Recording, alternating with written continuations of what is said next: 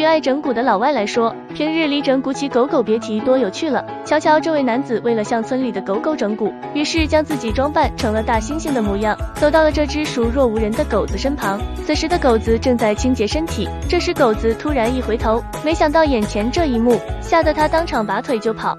而在另一边，原本狗狗吃饭吃得好好的，没想到突然下一秒它仓皇逃窜，原本以为是主人的整蛊，哪成想这只狗狗跑到了自己的狗窝附近，立马倒头就睡。要不是主人拿着镜头刚好记录下来，想必误会是解释不清了。主人也没想到自己的狗狗睡觉流程竟是行云流水，不得不说这只狗狗也太卡点了。